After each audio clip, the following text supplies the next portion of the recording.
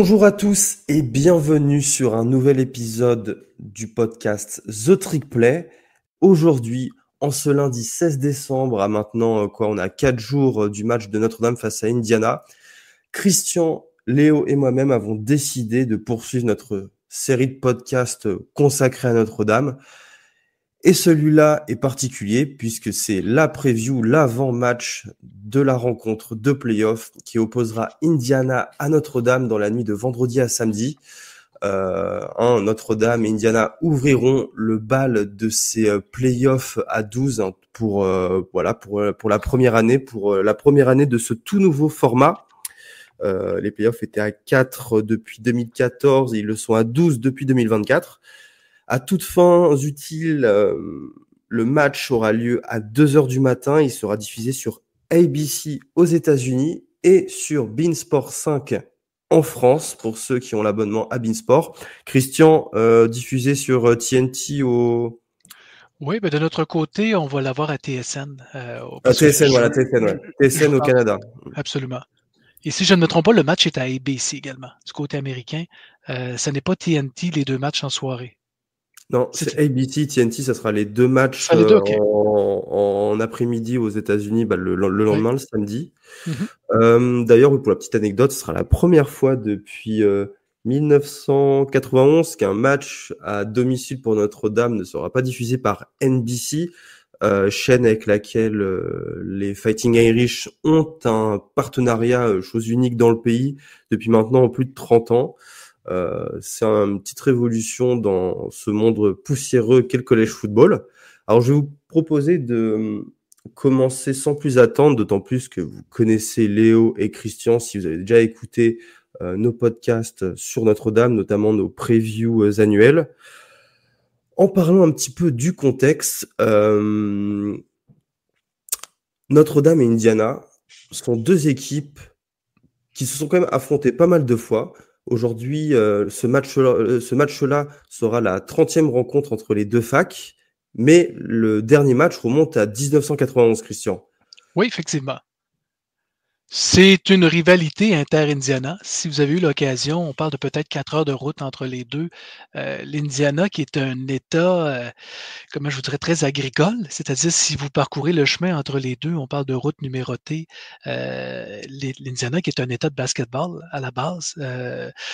Et Indiana, un blue blood du college basketball. Absolument. Ce n'est pas naturel pour l'Indiana de se retrouver dans les tribunes et être à ABC en prime time pour un match de football. Même si dans les dernières années, ils nous ont souvent surpris avec des duels excitants contre Ohio State, contre les puissances, mais ont une tradition de perdants, les amis. C'est à peu près ça, Indiana. C'est une équipe dans le Big Ten qui généralement est en fond de peloton, c'est-à-dire que traditionnellement était dans la division ouest du Big Ten avec les Ohio State, Michigan, Michigan State, Penn State. Vous aviez déjà 4 équipes qui étaient assurées de terminer devant et vous ajoutiez Maryland à une certaine époque et Rutgers. Finalement, Indiana se nichait quelque part entre ces équipes-là, mais pour être positif, s'ils avaient un bowl, ils étaient satisfaits de leur saison. Mais coucou! Exactement, parce que Indiana, si on regarde un petit peu les bilans maintenant depuis plusieurs décennies, est l'une des pires équipes du college football, j'ai envie de dire sur le temps long. Indiana a rejoint des programmes comme Rutgers, par exemple, au niveau du bilan. Voilà, c'est pas un hasard si c'est le cas aussi pour Rutgers quand on entend on écoute les équipes que tu as citées, Michigan, Penn State et Ohio State. Donc la dernière victoire de Indiana remonte à 1950, si je me trompe pas. Indiana avait déjà battu Notre-Dame à South Bend, c'était en 1898, victoire 11-5. C'était pas au siècle dernier, c'était au siècle d'avant. Voilà, inutile de faire ces petits éléments de contexte. Voilà, tout ça pour vous dire que d'un point de vue historique, Notre-Dame domine outrageusement les débats face à Indiana. C'est normal, étant donné le statut de Notre-Dame qui est un blue blood du college football, s'il faut encore le rappeler. Maintenant que nous avons fait cette petite présentation historique qui va bien, passons par galanterie, j'ai envie de dire, ou par respect à la présentation de notre adversaire avant de se concentrer sur Notre-Dame. Parce que oui, Indiana, et je pense ne pas prendre trop de risques en disant ça, Indiana est peut-être la meilleure équipe que nous avons rencontrée cette année. Alors, je sais que dont toi, Christian, tu vas nous parler de leur calendrier, mais Indiana est une équipe qui a réalisé une saison historique à bien des égards, hein, parce que l'an dernier, Indiana était à un bilan de 3 victoires et 9 défaites. Kurt Signetti est arrivé en provenance de James Madison, lui qui là-bas a été exceptionnel avec un bilan de dingue, hein, 130 victoires pour 36 défaites. Il est arrivé et il a fait d'Indiana une équipe qui a échoué aux portes de la finale de la Big Ten, mais qui termine la saison avec 11 victoires et une défaite. Léo, quelle est, toi, ta première impression sur cette équipe d'Indiana ou alors sur cette saison? Est-ce que nous avons des raisons légitimes de nous inquiéter? C'est un peu une question rhétorique. Je pense qu'avec Notre-Dame, on a toujours des raisons de s'inquiéter. On l'a vu en début de saison, rien que sur la week 2. Après, je pense que Indiana a quand même, comme Christian va le dire un peu plus tard, privilégié d'un calendrier assez facile. Après, on sent quand même qu'il y a eu un gros progrès, comme tu l'as dit. Le head coach est arrivé avec aussi ses 2 anciens coordinateurs et on sent vraiment du progrès et qu'ils ont réussi à mettre leur système en place, qui a vraiment bien fonctionné parce qu'au final, c'est une des meilleures attaques du pays. Ils ont fait des très gros matchs et face à des équipes que Notre-Dame a également affronté comme Purdue, ils ont aussi réalisé des très gros matchs offensifs où la marge était similaire à la nôtre. Donc je pense que c'est une équipe c'est peut-être une équipe qui est pas préparée pour ce genre de moment, comme on l'a dit. S'ils étaient éligibles à un bowl en fin de saison, la saison était réussie pour eux. Ils vont se retrouver comme on l'a dit à South Bend devant 80 000 personnes pour jouer le premier match de l'histoire des playoffs à domicile pour une université. Ça va être, on a tous vu le trailer, à mon avis, une très grosse ambiance. Donc, on a vu l'année dernière Caleb Williams avec USC, pourtant Iceman en titre, lorsqu'il est venu à Notre-Dame, complètement craqué en première mi-temps en lançant 3 interceptions. On n'est pas à l'abri que ça arrive également avec Indiana ce week-end. En tout cas, c'est tout le mal que je souhaite à Notre-Dame. Christian? Je respecte Indiana. Là, je sais que vous me voyez peut-être un petit peu optimiste. Je vais m'emballer un petit peu par la suite. Je veux rendre hommage quand même à Kurt Signetti, l'entraîneur. Tu en as parlé tantôt. On voit ces immenses programmes qui ont tendance à se construire avec les transferts année après année. Signetti a construit Indiana avec des transferts. Ceci étant dit, il n'a pas suivi la tendance des autres équipes. C'est-à-dire que lui a privilégié des joueurs qui excellaient dans des niveaux pas nécessairement du Power 4 dans les conférences, mais plus dans le G5, dans les conférences un peu où James Madison se situe. Ce qui fait en sorte qu'il a quand même amené beaucoup de joueurs de son équipe. D'ailleurs, ses 2 coordonnateurs, Mike Shanahan ainsi que Brian Haynes, c'était des coordonnateurs sous lui avec James Madison depuis plusieurs années. Il a amené son équipe d'instructeurs avec lui. Le meilleur receveur de l'équipe, qui est Elijah Sarot, également un ancien de James Madison. Le running back numéro 3 est un ancien de James Madison. Vous avez quasiment une dizaine de joueurs qui l'ont suivi de ce programme-là, mais c'est amusé également à piger des joueurs dans Wake Forest, dans la ACC, des joueurs qui avaient 3 ou 4 saisons derrière la cravate, qui avaient de l'expérience et des caractères forts, des joueurs qui avaient excellé. À commencer par Curtis Rourke, le quarterback canadien, qui avait excellé dans la MAC. D'ailleurs, c'est le 3e quarterback à avoir obtenu le plus de verges aériens pour les Bobcats d'Ohio. Fait que c'était pas n'importe qui, là. C'était un joueur de première étoile pour cette conférence-là la saison dernière. J'y vais un petit peu boiteux, mais c'est un carrière qui me fait penser un petit peu à celui des 49ers de San Francisco, qui évoluait pour Iowa State dans sa carrière. C'est un joueur qui distribue bien le ballon. D'ailleurs, l'attaque d'Indiana distribue bien le ballon. Il n'y a pas nécessairement, oui, un wide receiver numéro 1 en Sarot, mais vous regardez l'ensemble des wide receivers, il dirige bien son attaque. C'est-à-dire qu'on a à peu près 6 receveurs qui peuvent attraper une trentaine de ballons dans la saison. Fait que c'est ce qu'il faut se méfier. C'est sûr que Indiana va avoir regardé les vidéos de Notre Dame contre USC. où est-ce qu'on a vu plusieurs carences chez Notre-Dame. Ceci étant dit, au niveau du talent sur le terrain, c'est deux équipes qui sont complètement à part. C'est-à-dire qu'on a une équipe mature avec Indiana qui sont au maximum de ce qu'ils peuvent avoir. Et Notre-Dame, on a beaucoup de sophomores, des freshmen sur le terrain. Et même des freshmen. Oui. C'est aussi ça. Quand on voit le niveau de jeu affiché par nos freshmen, qu'ils soient true ou redshirt, redshirt, je pense à Adon Schuler, et true freshman à Leonard Moore. Là, on aperçoit, ils sont pas encore à leur apogée. On aperçoit en fait, je veux dire, des bribes de leur talent, des flashs, comme disent les scouts en NFL. Et c'est ce qui peut nous laisser imaginer qu'ils vont encore élever leur niveau de jeu, parce que on n'est pas encore mature d'un point de vue football lors de sa première année à l'université. Mais de l'autre côté, ça peut aussi être gage d'erreurs, d'inexpérience, d'erreurs bêtes. La question est de trouver le juste milieu entre l'inexpérience et le talent. Et voilà. Et la force d'Indiana, ben oui, on a parlé un peu de leur attaque, qui a amassé énormément de points, mais oui, je mets un bémol sur un calendrier relativement facile. Oui, on a Ohio State. Vous savez quoi? Ils ont bien joué contre Ohio State. Ceci étant dit, l'attaque n'a absolument rien produit contre Ohio State. Si vous avez la chance de revoir les images de la partie contre Ohio State, Michigan, je me suis amusé cette semaine à regarder également contre Nebraska, UCLA également, ce qui revient régulièrement des gros revirements dans le red zone, des fumbles. D'ailleurs, si je pense Indiana, une de leurs forces cette année au niveau d'Indiana, ils ont créé 23 revirements, 9 fumbles, 14 interceptions. Puis des jeux clés à des moments névralgiques qui peuvent complètement changer une partie. C'est de ça qu'il faut se méfier, parce que là, on s'entend que ce qu'on annonce à South Bend, je regardais, on annonce autour de 0 degré, peut-être moins 1 degré pour vendredi soir.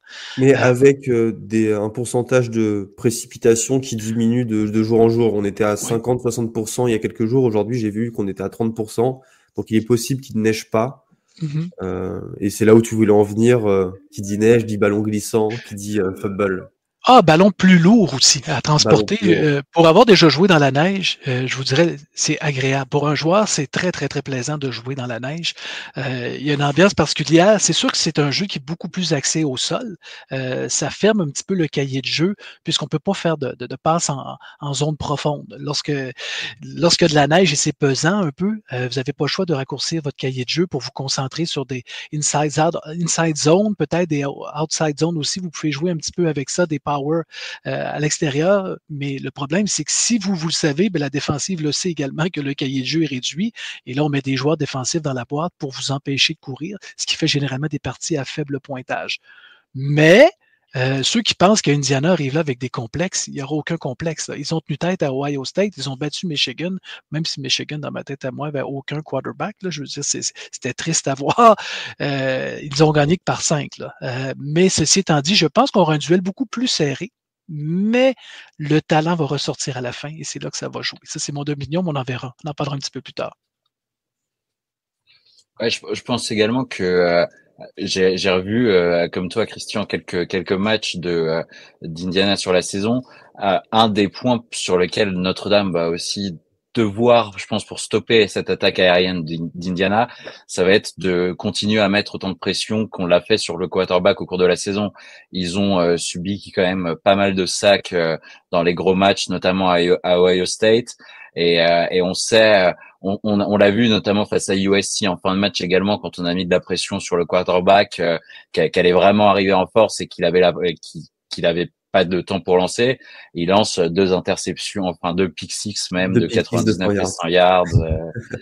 Et donc ouais, je pense que ça a été pour toute la saison le mot d'ordre défensif, à la fois sur la ligne défensive, mais également sur les linebackers dont la room est très très bien garnie avec tous les joueurs. On a bien 5-6. Alors malheureusement KVA, notre freshman 5 étoiles, sera absent pour ce match, mais on a bon espoir potentiellement qu'il soit disponible pour la suite du parcours si victoire il y a. Mais voilà, je pense que ça va être il faut continuer. Al Golden va pas non plus se réinventer pour ce match-là. Il va continuer à envoyer de la pression, à blitzer sur 3e tentative, à essayer de vraiment étouffer cette équipe d'Indiana. Et puis Al Golden est un est un trop vieux renard pour tenter des trucs, un peu de faire ces fautes de jeunes entraîneurs qui veulent prouver je ne sais pas quoi dans des moments très importants. Donc dans ce cas-là, en cette matière, j'ai vraiment confiance. J'aimerais juste vous sortir quelques statistiques pour appuyer ce que vous avez dit tous les deux par rapport au calendrier. Les adversaires d'Indiana ont un bilan cumulé de 61 victoires et 83 défaites. Ils ont affronté 2 teams avec un bilan positif, donc à plus de 6 victoires. Ils ont affronté qu'une seule équipe classée au moment de l'affrontement, avec forcément une défaite, c'était Ohio State. Et le classement des équipes affrontées en Big Ten, il y a 18 équipes en Big Ten maintenant ou 20 C'est ça, il y a 18 équipes. Il y a 18 équipes et ils ont joué le 18e, 17e, 16e, 14e, 13e, 12e, 11e et le 4e Ohio State contre lequel ils ont perdu. Donc, à ça, il faut ajouter également un match face à Florida International, un match face à une équipe de FCS. Donc, ça montre vraiment que à la fois leur calendrier en termes de conférences, mais également des matchs qu'ils ont joués en dehors, était plutôt simple au moment où ils ont joué leur match. Et puis c'est un petit peu, si je peux me permettre, et je te donne la parole, Christian, c'est un petit peu bâtard comme situation parce que d'un côté, leur calendrier n'était pas exceptionnel, donc Indiana a battu des équipes d'un niveau inférieur, mais de l'autre, Indiana les a bien battus. Donc ça rend cette équipe d'autant plus difficile à lire. Et c'est pourquoi moi, je suis un stressé de nature, surtout quand il s'agit de Notre-Dame, mais je dois avouer que ça me fait un petit peu peur. J'ai beaucoup de mal à lire cette rencontre. J'espère que ton enthousiasme et ton optimisme, Christian, me rassurera.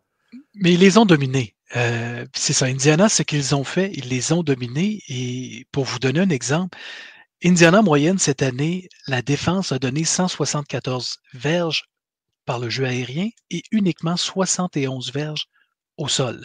La force de Notre-Dame, c'est la course, c'est de jouer au sol. Fait que c'est force contre force. C'est ça qui va être intéressant.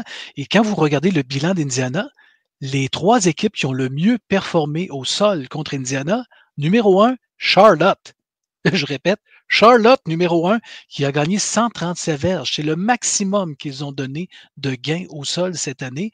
En deuxième vient Washington à 116 et Ohio State, qui les a battus, les a battus avec le jeu aérien parce qu'ils n'ont gagné que 115 verges. Et on le sait qu'Ohio State est très équipé en running back, a 2 joueurs de type NFL dans le champ arrière.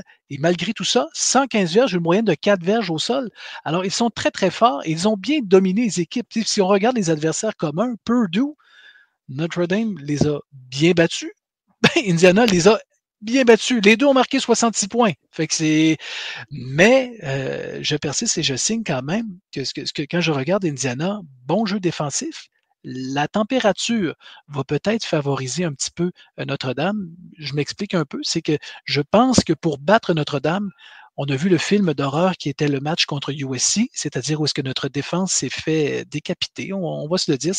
Même si j'ai l'impression qu'il y a des verges qui sont gagnées en fin de match lorsque la partie était terminée, mais statistiquement, Notre-Dame, ça a été leur pire match de l'année. On s'est fait traverser par USC. O'Rourke a le talent pour lancer le ballon très, très loin et on l'a vu dans certaines situations si vous regardez les matchs depuis le début de l'année. Mais ceci étant dit, les receveurs de passes de Indiana ne sont jamais ceux que USC possède. Alors oui, Christian Gray a joué son pire match de l'année contre USC, mais j'ai des sérieux doutes. Il sera testé, là. Il va être testé, mais ce ne sera pas la même dynamique. Et surtout s'il fait froid, s'il y a de la neige, ce ne sera pas des passes en zone profonde comme on a vu avec USC, avec ce plaisir-là. Alors, si Indiana ne parvient pas à étirer le jeu pour garder la défensive de Notre-Dame et d'Al Golden honnête, bien, Indiana, ça va ressembler contre Ohio State. Ils n'ont rien fait. Ils ont compté un touchdown et après ça, poup, poup, poup. Il ne s'est rien passé le reste de la partie. Ohio State s'est amusé. Ça pourrait être un scénario similaire. Si je résume bien, les forces d'Indiana, évidemment, c'est un très bon jeu contre la course, un très bon run-stop, une capacité à créer beaucoup de revirements, les fameux turnovers, dont tu as parlé tout à l'heure. Oui. 23 cette saison, 9 fumbles et 14 interceptions. Y a-t-il d'autres forces ou d'autres joueurs que nous devons mentionner du côté d'Indiana? Je parle Absolument. toujours. Bon, on va y aller en défensive, c'est 3 joueurs. Puis il va y avoir des batailles à surveiller. La première bataille, c'est le defensive end qui s'appelle Michael Kamara. 10 sacs cette année, a causé 2 fumbles. Lui sera devant Anthony Knapp. C'est là que ça va se passer. Alors, l'importance de Knapp de protéger Riley Leonard, c'est là que ça va se passer. On parle d'un gros bonhomme, 6 pieds 2, 268 livres. Il fait partie de la première équipe d'étoiles du Big Ten cette année. C'est un joueur clé en défensive. C'est par là que ça passe. Alors, vous comprenez que je m'attends que Leonard risque d'aller vers la droite pour faire ses jeux aériens et de chercher des trous. Il n'ira pas nécessairement dans cette direction-là. Ceci étant dit, la défensive d'Indiana, dans mon livre à moi, n'est pas supérieure de celle de Louisville. Et on a battu un Texas A&M qui a clairement une meilleure défensive que ça cette année. Si on regarde le poids sur poids, Louisville, Indiana, on aurait sûrement un excellent bowl. C'est mon commentaire. Parmi les autres joueurs à surveiller, le Will linebacker Aiden Fisher, qui a été le meilleur en défense avec 108 tackles. Première équipe d'étoiles également dans son cas. Il est partout sur le terrain, on va le voir. Et au niveau des couvertures pour les receveurs, D'Angelo Pounds, le cornerback qui va couvrir du côté gauche le terrain. 2 interceptions, dont une qui a été retournée pour un touchdown. 5 plaqués pour des pertes. Ça veut dire que c'est un cornerback qui va blitzer, qui va foncer sur le corps arrière pour le plaquer en arrière de la ligne de mêlée. Fait que, comme je vous dis, en tout et partout, c'est une défense qui est très, très, très productive, qui est honnête, mais au niveau du talent, il ne faut pas sous-estimer également l'attaque de Notre-Dame. Puis avec 2 chevaux de course, avec Love, notamment comme running back, puis Love, je m'attends à voir un Love qui court avec le ballon, mais je m'attends à un Love qui va attraper des ballons également pour battre cette agressivité-là, ce qu'on appelle des screens, des petites passes par-dessus dans le flanc, juste pour s'assurer de garder la défensive honnête de l'autre côté. Tu me permets de mentionner un autre joueur, mais je pense que ça allait de soi. Les gars, évidemment, c'est Curtis Rourke, leur quarterback, qui termine finaliste du Iceman quand même à la 9e position, si je me trompe pas. Juste niveau statistique, cette année, c'est 2827 yards, 27 touchdowns pour 4 interceptions. C'est un très très beau ratio. Et puis c'est un joueur qui a quand même beaucoup d'expérience, hein. Il a joué ses premiers matchs à Ohio en 2019. Il a en tout 4 saisons de titulaire dans les jambes. Bon, certes 3 saisons en MAC, mais qui sommes-nous, fans de Notre-Dame, pour se moquer des programmes de la Mid-American Conference? Ouais, c'est un peu risible. Ça me fait mal de dire ça. Mais c'est un quarterback qui reste dans la pochette protectrice. Il ne court pas. Et ça, c'est bien. Et l'ennemi de Notre-Dame, comment tuer Notre-Dame, c'est quand on a un quarterback qui court. Alors le fait ça va favoriser le jeu dans le Golden, des blitz qui viennent de partout, de mettre de la pression constamment. Je crois que, puis si vous regardez le match contre Ohio State, si je ne me trompe pas, je pense que ça avait été moins de 70 verges qu'il avait gagné dans les airs. Contre une grosse défensive, c'est beaucoup plus difficile. Au niveau des faiblesses d'Indiana, avant de passer à Notre-Dame, c'est difficile de trouver des forces et des faiblesses parce que c'est la 2e attaque du pays en nombre de points inscrits par rencontre, 43,3, et c'est la 6e défense en termes de points encaissés avec 14,67. Notre-Dame, on doit être 3e ou 4e sur cette statistique, et en attaque, on est 3. Donc on est 3 et 3, eux sont 2 et 6. J'ai relevé une faiblesse en particulier, c'est peut-être cette secondary. C'est les DB d'Indiana qui devront qui sont à mon sens l'escouade la moins forte de cette équipe. Le problème maintenant, c'est est-ce que nous, Notre-Dame, avec nos receveurs, nous sommes capables d'aller les titiller un peu de la même manière que l'a fait USC avec nous, d'aller chercher de la profondeur. Leonard n'a pas cette capacité à lancer de ballons très précis et très loin. Alors, c'est un peu triste parce que ça annule un petit peu cette faiblesse d'Indiana. Quoique je fais confiance à Mike Denbrock pour l'exploiter, notre coordinateur offensif. Mais voilà, si je devais donner une faiblesse à cette équipe d'Indiana, c'est celle-là. C'est cette secondary qui devra être titillée par notre schéma de jeu. Oui, je rajoute peut-être une autre faiblesse, c'est-à-dire que si Notre-Dame est capable de contrer le jeu aérien, ce n'est pas l'attaque au sol qui va venir les sauver. Puis je vous donne quelques statistiques rapidement. Si on prend dans les 5 derniers matchs, je vais enlever Purdue parce que Purdue était franchement mauvais cette année, fait qu'on va les enlever de l'équation. Mais le match contre Washington, 3,6 yards par course, 3,8 contre Michigan State, autre équipe très mauvaise cette année. Michigan, 1,4 yards par course et contre Ohio, 2 yards par course. Alors, ce que ça nous dit, c'est qu'on ne peut pas s'appuyer sur cette attaque au sol pour nous sortir du trouble si l'attaque aérienne ne fonctionne pas. Oui, complètement. Je pense que et on parlait du match face à Ohio State. Je pense que face à Ohio State a beaucoup utilisé des tracés plutôt courts ou médiums, et c'est quand même ce dans quoi on a vu évoluer Riley Leonard au cours des dernières semaines. Je repense le match face à Northern Illinois en deuxième semaine, où il lance cette interception dans le dernier quart-temps, une passe de 50 yards en 1 contre 1. Enfin, c'est quasiment un cadeau envoyé.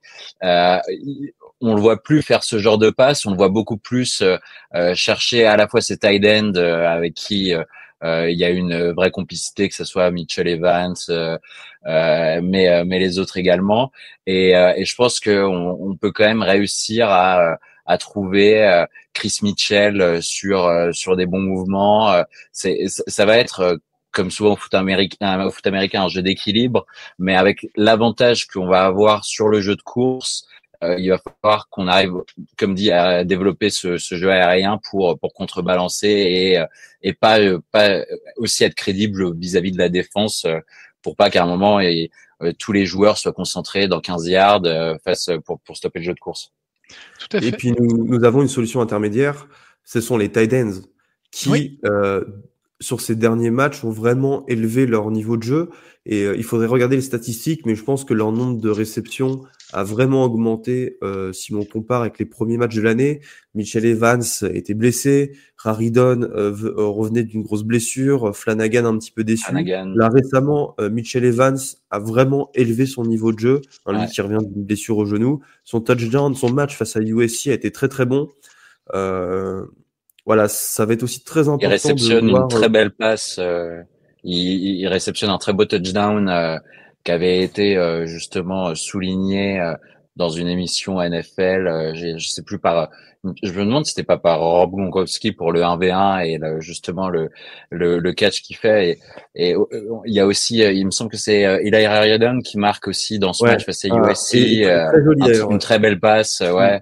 Et donc je pense que on a retrouvé Notre-Dame aussi dans ce sens-là, avec cette faculté à aller chercher nos tight ends, et c'est un des points sur lesquels il va falloir s'appuyer aussi sur le vendredi soir.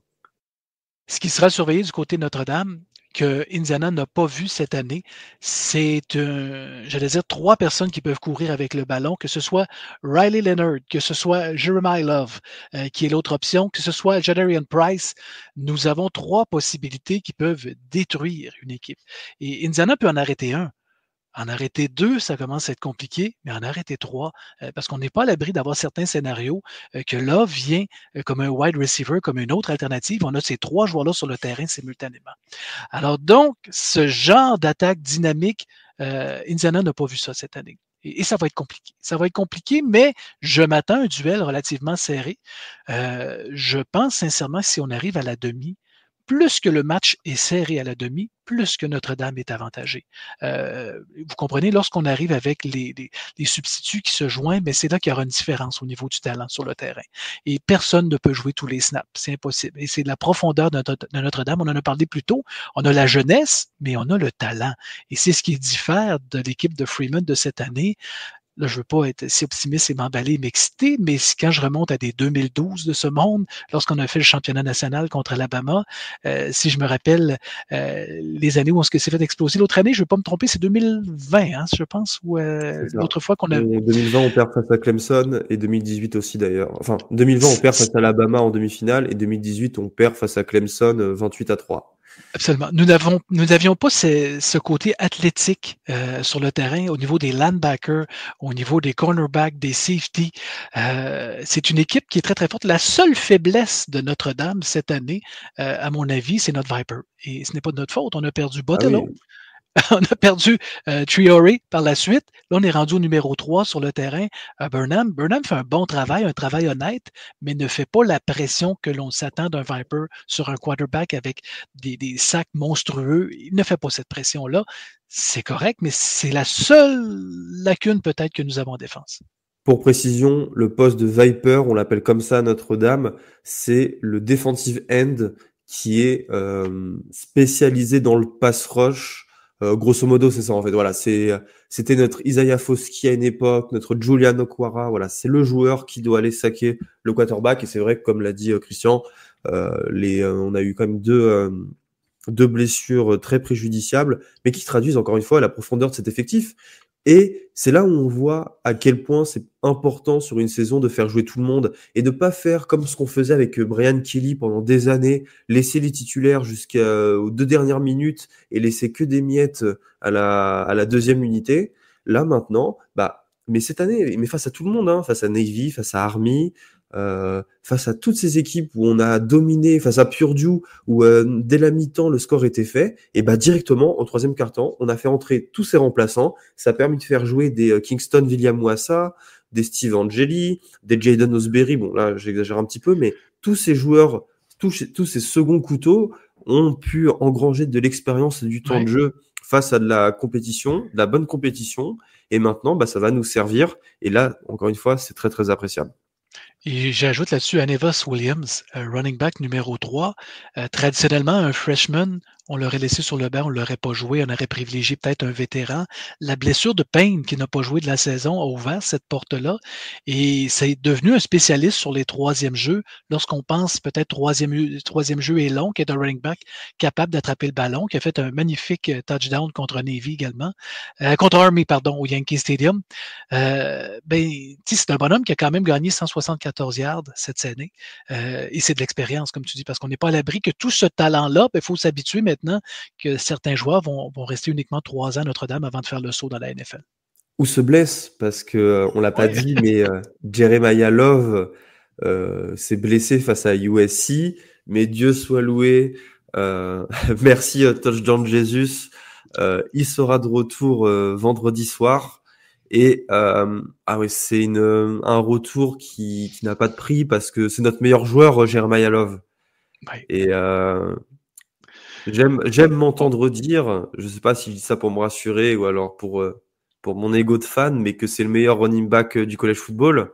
Et je pense que beaucoup de gens vont découvrir qui est Jeremiah Love.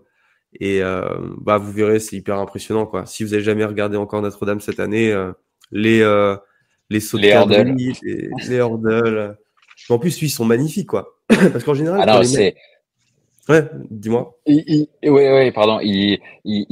À la fois, il a une explosivité, mais c'est aussi un sacré gabarit et une sacrée. Je pense qu'il doit être parmi les leaders en yard after contact aussi, parmi les joueurs universitaires. Alors c'est pas du niveau du Audric Estimé, mais Audric Estimé décollait moins aussi. Donc je sais pas. Il a vraiment. On l'a vu dominer. On l'a pas vu en difficulté dans un match cette saison. Il a dominé tout du long. Et je pense que ça va être, comme dit, à ça on y ajoute Jadarian Price et Riley Leonard.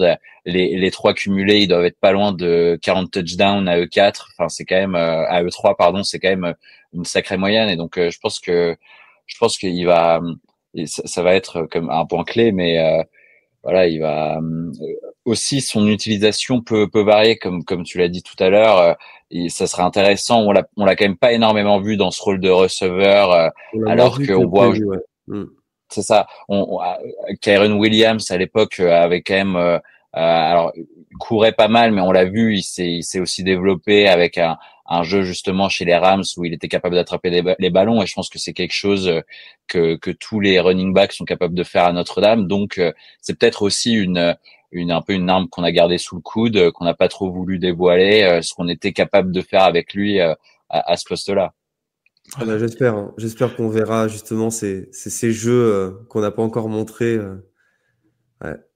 Puis À surveiller, je vous dirais, parce qu'on a parlé un petit peu, je vous ai parlé du Viper, l'autre peut-être point surveillé, cette ligne offensive qui a été testée cette année parce qu'il y a eu des blessures, on a dû remplacer notre joueur de centre, on a dû modifier, on a eu des blessures également au poste de garde. On sent que c'est une ligne à l'attaque qui est efficace pour le jeu au sol, mais pour la protection contre la passe, lorsqu'on affronte des défensives très agressives, exemple un Georgia de ce monde, ben c'est là que ça pourrait être un petit peu plus compliqué. De là, il va falloir peut-être monter le jeu d'un niveau d'un cran, peut-être au niveau de cette ligne offensive-là. Mais il faut comprendre, j'ai jamais vu une équipe aussi touchée par des blessures. Pensez-y, le joueur de centre et le joueur de garde n'étaient pas titulaires au début de l'année. C'est 40% d'une ligne offensive. C'est incroyable là, de composer avec ça et de réussir à coller tous ces brèches. Là. Ouais, mais on n'avait pas, on n'avait pas 8 titularisations cumulées sur notre ligne offensive pour notre premier match à Texas A&M. C'est quand même, c'est dire sur la jeunesse de notre ligne offensive, mais comme qui s'est vraiment bien développée au cours de la saison. Et puis Notre-Dame, une statistique très intéressante. Et l'équipe à la course face à des équipes du Power 4, ancien Power 5, qui a couru le plus de yards par portée, avec 6 yards par portée. On est la meilleure équipe du pays sur cette statistique. Et évidemment, on le doit au talent de nos 3 incroyables coureurs. Mais sans cette ligne offensive, ça aurait été pas possible. Alors, j'ai aucun doute sur les capacités sur le run block, pour le dire en américain, mais sur la pass protection, il y a parfois des brain farts un petit peu de la part de cette ligne offensive, des moments où Riley Leonard se fait saquer alors qu'il ne devrait pas se faire saquer, mais grosso modo, c'est une ligne offensive de très très bonne facture. Et si on m'avait dit en début d'année, avec tous ces blessés, avec un true freshman au poste de left tackle, qu'on allait avoir ce niveau-là à la fin de la saison, bah, j'y aurais jamais cru. Et pour preuve, Notre-Dame a été semi-finaliste du Joe Moore Award. Et là aussi, j'y aurais pas cru. Oui, puis moi, ce que j'aurais pas cru, depuis le début de la saison, sur une saison de 12 matchs, nous avons 8 matchs où nous avons gagné plus que 200 yards dans la partie. Notre-Dame a conservé une moyenne de 225 yards au sol durant la saison par match. C'est extraordinaire. Et comme je vous dis, pour un match comme vendredi dans le froid, avoir une grosse attaque au sol, parce qu'il faut se le dire, là, on va avoir une partie, les bons vieux classiques du Big Ten, c'est un petit peu ça qu'on va avoir, là, où est-ce que le ballon est lourd, c'est froid. Et je ne veux pas déplaire à Indiana, mais une des raisons pourquoi Indiana paraît si bien en défense, c'est que la moitié du Big Ten était mauvais en attaque cette année. Vous regardez les alignements des équipes comme Iowa, Minnesota, on n'avait pas de force, puis je veux rien enlever à Washington, mais Washington n'était pas l'ombre de ce qu'ils étaient l'année passée. Là. C'est pas la même équipe du tout. Fait que vous regardez, c'est faible en attaque traditionnellement. Et ça a toujours avantagé les défenses un petit peu du Big Ten de les faire bien paraître au niveau national par cette absence d'attaque. Si vous regardez les bons vieux vidéos d'Iowa, ce qu'on riait de leur attaque dans les dernières années, où est-ce que c'est unidimensionnel, on a un jeu à peu près, et c'est à peu près ça qu'on va tester toute la partie jusqu'à temps que ça passe. Ben, c'est ça qu'Indiana a joué. C'est pour ça que je persiste et je sais qu'Indiana, il faut s'attendre à peu près le même genre de duel que contre Louisville. Si vous vous rappelez, Louisville, Notre-Dame avait gagné par 2 touchdowns, mais avait mené, ou un touchdown, si je ne me trompe pas, mais avait mené par 2. Il y a un touchdown, mais un inscrit à la fin, ouais. Ça. Je m'attends à ce genre de duel-là. Je vous dis pas qu'il y a une équipe qui va déclasser l'autre. Ça va être relativement serré. On sera sur le bout de nos chaises jusqu'à la toute fin. Mais je ne m'attends pas que Notre-Dame sera menacée durant cette partie. J'espère que tu as raison. Ben, écoutez, c'est sûr que si on regarde le film d'horreur qui était le match contre USC, je vous rappelle, 556 yards au total contre nous, mais si je vous remets dans le contexte de Louisville avait gagné 395 yards. qui est une attaque qui ressemblait quand même à Indiana, si vous prenez une défensive similaire. Puis rappelez-vous le nombre de points. Texas A&M avait une belle machine. On oublie qu'on a vaincu Texas A&M. Puis, tu sais, Army est une équipe qui arrêtait l'attaque au sol avant d'affronter Notre-Dame. Ça aussi, c'est un film d'horreur pour les partisans d'Army. Si vous regardez le vidéo, comment on avait l'impression que Love traversait, on dirait qu'il y avait une ligne défensive inexistante. C'était des gains de 40 verges. À chaque fois qu'il touchait le ballon, c'était libre, les trous s'ouvraient. Alors, attendez-vous à voir des receveurs en mouvement peut-être pour créer un petit peu de l'incertitude du côté défensif. Attendez-vous de voir le tackle qui se déplace des fois pour venir bloquer de l'autre côté pour ouvrir des brèches. Ça va être une bataille comme ça toute la partie jusqu'à temps que le trou ouvre et Love va nous faire une belle course de 60 yards pour un toucher. Pour un touchdown, pardon. Une autre information importante, c'est le retour de Howard Cross the Third, notre All-American de l'an dernier, qui avait une entorse à la cheville. Je ne me rappelle plus du match au cours duquel il l'avait contracté. Quoique on ne contracte pas une entorse, mais... Bref, Howard Cross est un super joueur. Il sera de retour. Riley Mills fait une saison de dingue. Mais le problème, c'est que Riley Mills, au centre de cette ligne défensive, était un peu seul. Le petit frère de Kurt Inish, j'ai oublié son prénom. Si vous retrouvez. C'est Donovan Inish. Donovan Inish. Bah, ça a été quand même compliqué, quoi. Notamment sur la défense au niveau du jeu à la course, où il recule quand même beaucoup dès qu'il engage ses blocs avec la ligne offensive adverse. Donc je suis quand même vachement content de voir le retour de Ward Cross, qui est un capitaine. Je crois pas qu'il n'était pas capitaine cette année, mais qui est un leader et qui est un joueur exceptionnel, qui partira en NFL.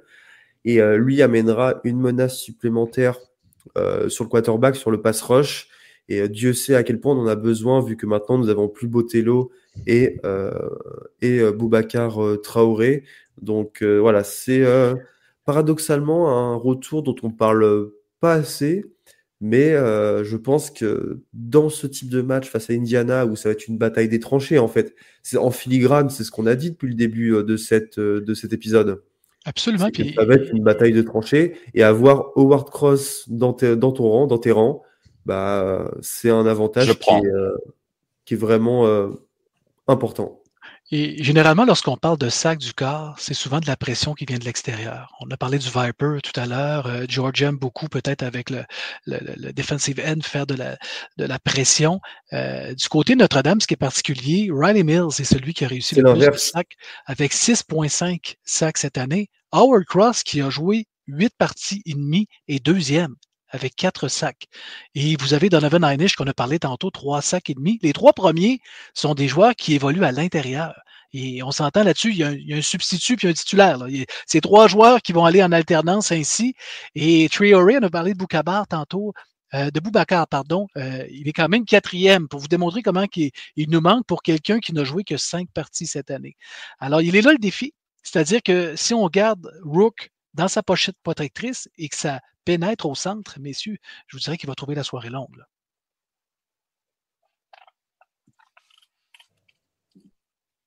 Léo, quelque chose à ajouter? Je suis en train de me poser la question si on n'a pas oublié quelque chose, éludé. On peut parler rapidement de la prolongation de Marcus Freeman qu'on a oublié d'évoquer en introduction. C'est tombé aujourd'hui. Il a prolongé donc pour 4 ans. Il devient le head coach le mieux payé de collège universitaire à ne pas avoir gagné un titre universitaire. Peut-être que ça sera chose modifiée cette année. Et non, ça répond surtout, ça met un frein surtout à 2 rumeurs.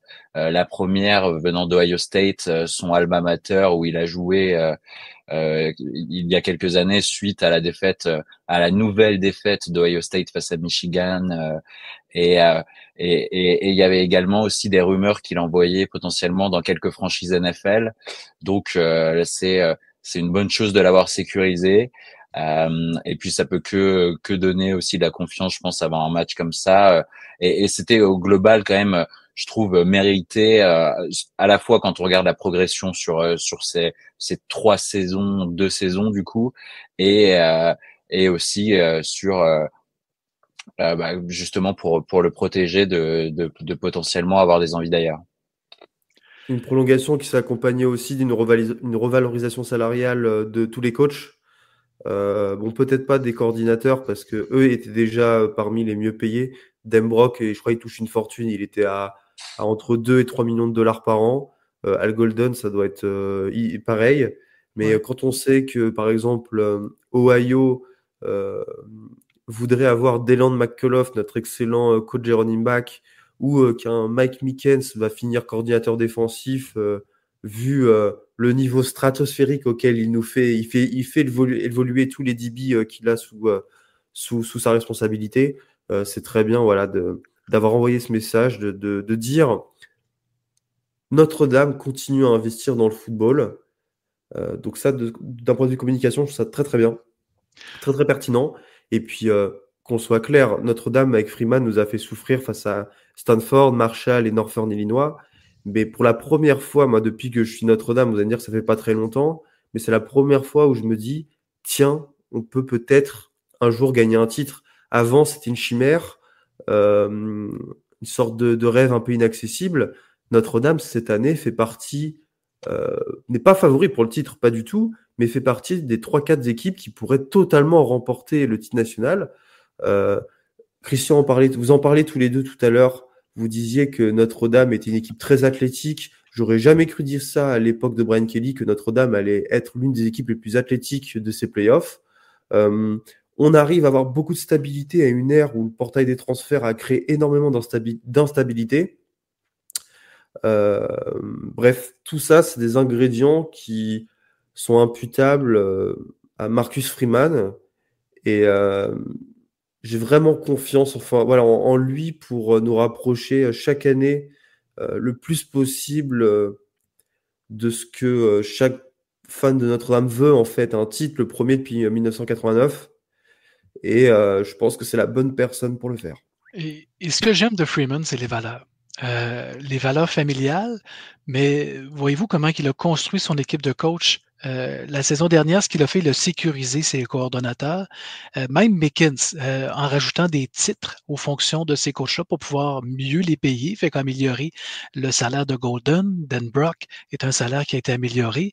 Même chose pour Mickens, parce qu'on sait que Mickens attend le départ de Golden. C'est pas un secret de Polichinelle de savoir que Golden reluque probablement un poste d'entraîneur-chef dans une autre université. Je vous donne un exemple. Si Penn State avait une fin c'est peut-être pas cette année, mais en queue de poisson, une saison l'année prochaine, il y a des postes comme ça où on commence à se poser des questions et qu'un Golden pourrait être intéressé. Si je me rappelle pas, Golden, c'est son alma mater, Penn State aussi, pour avoir un intérêt pour ce type de poste-là. Puis Golden a déjà été un coach qui a eu du succès quand même comme entraîneur-chef. À Miami? Pas Miami, mais à Temple. Je vais plus viser Temple que Miami, mais rappelez-vous, c'est lui qui avait reconstruit Temple. Miami avait commencé, là, je fais appel à vos souvenirs, avait bien débuté. J'ai comme le souvenir au Sun Bowl où ce qu'il faisait froid contre Notre-Dame, justement, où ce que les joueurs, on savait avant la partie qui allait gagner, parce que vraiment, il y avait eu de la neige durant la nuit et les joueurs de Miami n'étaient pas prêts du tout à se tuer là, dans le froid. Et finalement, on les avait traversés. Mais je reviens à Freeman. Les valeurs familiales ou ce qu'il a fait passer son coaching staff avant lui. Il s'est dit, mon tour va venir, mais pour l'instant, je vais sécuriser les gens qui m'entourent pour m'aider à gagner. Et c'est largement mérité cette récompense-là. Tu veux parler d'Ohio State? Oui, j'étais inquiet. Savez-vous quoi? J'étais pas inquiet de perdre Freeman pour Ohio State. Je suis inquiet de Ryan Day, de qu'est-ce qu'il va faire avec cette équipe-là si jamais elle s'effondre devant Tennessee. Est-ce que les partisans vont accepter de garder Ryan Day ou la pression sera très, très forte pour qu'il y ait un changement? C'était ça un petit peu mon inquiétude. Là. Puis je crois que Marcus Freeman était un peu en froid avec Ohio State, des rumeurs quand même qui reviennent chaque année, comme quoi le divorce aurait été consommé. Enfin, bref, c'est. J'y croyais pas en fait à Ohio State. Après, encore une fois, est-ce que tu refuses Ohio State? Est-ce que tu acceptes Ohio State quand Notre-Dame est dans cette forme-là? Je me pose des questions. Puis entre vous et moi, je pense que si Ryan Day part demain matin, il y a Chip Kelly qui est juste à côté qui attend son tour aussi. Là. Ah, tu penses qu'il a quitté UCLA juste dans l'espoir de reprendre le poste à Ohio State? Ben, vous regardez les budgets qu'Ohio State a pour l'équipe, pour les transferts et tout. Il n'y avait pas le 1 même million budget que par an. UCLA. Rappelons-nous qu'il y avait eu des rumeurs qu'Oregon allait chercher Chip Kelly, le ramène là. Et finalement, UCLA avait tardé, n'avait pas voulu le laisser partir, ce qui avait amené un petit goût amer. Alors, je vous dis pas que ce serait lui, mais vous avez quand même un candidat comme ça. Puis, il faut se le dire, il a fait des petites merveilles en attaque, Chip Kelly, avec cette attaque-là, cette année au Ohio State. Puis, ils sont là, ils sont dans le mix. Mais je vous dirais qu'il y a deux gros duels ce week-end. Il y a Notre-Dame contre Indiana. L'autre, c'est Tennessee contre Ohio State. C'est les deux. Si vous avez deux parties à surveiller ce week-end, réservez-vous 3 heures par soir, ou même 4 heures. Des fois, ça peut être très long. Mais c'est les deux grosses parties du week-end. Ou toute la soirée. Oui, effectivement. Ouais. Nous allons passer au pronostic. À titre d'information, Notre-Dame est favori de 7,5 points. Alors, je vais vous demander d'abord qui va remporter le match et si oui, sur quel score. Et évidemment, ça nous donnera la réponse de savoir si l'on couvre cette ligne de pronostic. Léo. Les Irish par plus 10. Je pense que comme on l'a dit, le match va être serré, mais voilà, à un moment, ce sera pas un match, je pense, avec énormément de points, mais on va quand même réussir à faire la différence à la fois sur nos jeux de course et nos qualités athlétiques, et on va s'assurer une victoire plutôt tranquille. J'aimerais éviter de vivre un nouveau des nouveaux trop de sensations pour mon cœur à 6 heures du mat avant d'aller dormir, ce sera compliqué. Il y a un week-end à assurer derrière avec 3 autres beaux matchs, donc voilà. Et ce que je ne veux pas, c'est 3 secondes à jouer, avoir Mitch Jeter qui vient faire un botté Oui. pour Ah sceller. oui, non, oui. Ouais, non mais t'as raison, on n'en a pas parlé. Voilà la faiblesse de Notre-Dame. Le Kicker. Mitch Jeter, notre kicker, qui pourtant était très bon à South Carolina. Et ça me fait très très peur. Il faut absolument que dans le 4e quart-temps, nous ayons au moins 10 points d'avance sur Indiana. Parce que j'ai aucune confiance en Mitch Jeter qui soit à 30 yards ou, enfin je veux dire, ou plus. Bah non, j'en ai encore moins. C'est J'ai vu trop aléatoire. Encore aujourd'hui à l'entraînement, ça a été compliqué apparemment de ce que je lis. Oui, Non, je non, les ai non, vus. C'est juste, on peut pas avoir confiance en lui. Enfin, le mieux possible, ce serait de se reposer le moins sur lui.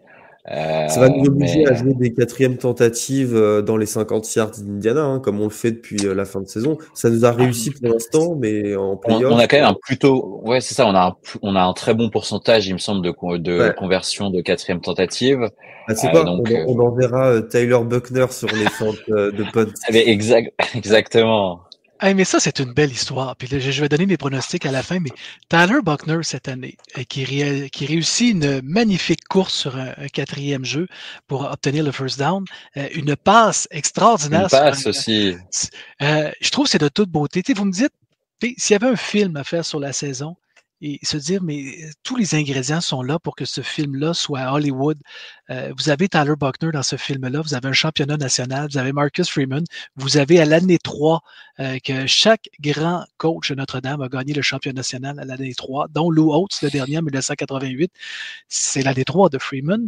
Mais j'arrive avec mon pronostic final. Je pense un 26-14 Notre-Dame, c'est ce que je vois. Ça va être quelque chose de serré, je suis d'accord avec toi. Le moins de beauté possible, c'est ce que je nous souhaite, mais la clé de Notre-Dame, c'est de garder Indiana honnête dans sa défensive et de ne pas mettre trop de joueurs dans la boîte. Et si c'est le cas, bien là, ça va être d'utiliser les Faison de ce monde pour créer un petit peu de distance. Et est-ce que Beau Collins peut recommencer à attraper les ballons et cesser de les échapper aussi? Ce serait très apprécié d'ici la fin de la saison. Je suis d'avis aussi de passer à plus 10. J'ai du mal à voir plus en écart, à moins qu'on domine vraiment les débats dès le début de la rencontre, parce que on jouera l'horloge au 4e quart-temps si nous avons ce petit match-là. Je vois pas Mike Denbrock tenter un peu l'impossible de vouloir creuser le score coûte que coûte. Là, l'objectif, c'est vraiment de gagner. Gagner moche aussi. Et je tiendrai vraiment, mais pas rigueur à ce coaching staff de la façon dont nous aurons gagné. On va parler au futur plutôt qu'au conditionnel.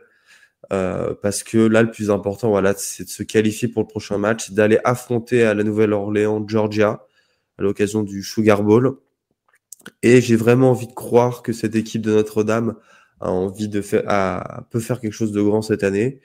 Et voilà, si on perd face à Indiana ou si on commence à avoir peur face à Indiana, et ben c'est qu'on mérite pas d'avoir une chance pour aller en finale ou remporter le titre, soyons fous. Donc voilà, j'ai envie d'être optimiste. Ça sert à rien de se faire peur et c'est pourquoi allez, je vais mettre Notre-Dame plus 14. Allez, plus 14. 2 touchdowns de différence. Puis savez-vous quoi? Ceux qui sèment le doute, oui, mais Riley Leonard n'a pas eu une saison, n'est pas assez précis pour gagner un championnat national. Je vais leur dire un nom. Cardale Jones, champion national avec Ohio State, 3e quarterback. Les 2 premiers étaient blessés. Notre-Dame a tout ce qu'il faut dans son armement. Je vous dis pas qu'ils vont gagner un match à la fois. Allons-y comme ça. Mais c'est fini les complexes de Brian Kelly, qui avait toujours 1001 excuses pour ne pas gagner. C'est difficile de recruter à Notre-Dame. On peut pas avoir les meilleurs talents qu'ailleurs. On n'a pas droit à ci, on n'a pas droit à ça. Les 1001 excuses, c'est terminé avec Freeman. Si la première chose qu'il a fait après la défaite contre Northern Illinois, il s'est pointé lui. Il dit, nous avons échoué, il s'inclut. C'était pas les joueurs, mais on sait très bien que ce match-là, beaucoup d'erreurs mentales, des échappées qui avaient coûté cher. Elle est derrière et on l'a oublié. Ce n'est plus le même Notre-Dame sur le terrain. Et on commence à avoir cette reconnaissance-là au niveau national du côté américain. Même ESPN commence à reconnaître, McElroy notamment, qui voit cette magie-là derrière Notre-Dame. Il y a un petit quelque chose cette année. Attendons. On a un match à la fois. Puis ceux qui se posaient la question ce week-end, c'est à Notre-Dame. Comme tu disais, ABC sera présent, ce ne sera pas NBC.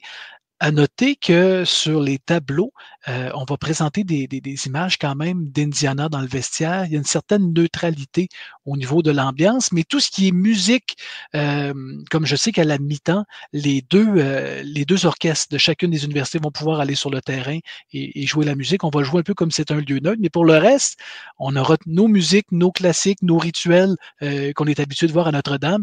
Et ceux qui pensent, parce qu'on nous a présenté sur les médias sociaux cette semaine, qu'il y a à avoir une marée rouge de partisans d'Indiana, de répliquer ce que Georgia avait fait. Hey, calmez-vous. C'est Indiana, on parle de l'université de basket. On parle de l'université qui va peut-être se dire après ce match-là, oh, on vient peut-être de voir c'était quoi une équipe championne et on n'a peut-être pas le niveau encore. Non, et puis Indiana, attention, hein, là cette année, il y a de la hype, mais les années précédentes, le stade était toujours à Bloomington, était toujours vide. Il n'y aura pas de marée rouge, loin de là. En plus, Notre-Dame a un peu serré la vis sur la revente des tickets, sur les histoires de loterie, tout ça. Et j'ai du mal aussi à croire que des fans de Notre-Dame qui sont abonnés à la saison vont vendre leurs billets à des fans d'Indiana, surtout pour des sommes 300, $400, c'est ridicule. Donc non, Indiana il n'y aura pas de marée rouge comme Georgia et Ohio State il y a quelques années maintenant. Bref, nous nous sommes tout dit. Ça a duré 1 heure, ouais, comme prévu. Nous sommes de grands bavards. Merci beaucoup Christian et Léo d'avoir été avec moi. Vous écouterez ce podcast dès le mardi matin. Hein. Pour rappel, la rencontre aura lieu dans la nuit de vendredi à samedi et non pas de samedi à dimanche. Ne vous trompez surtout pas.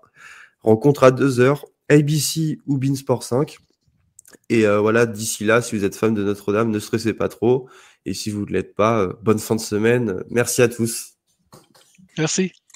Merci, Go Irish.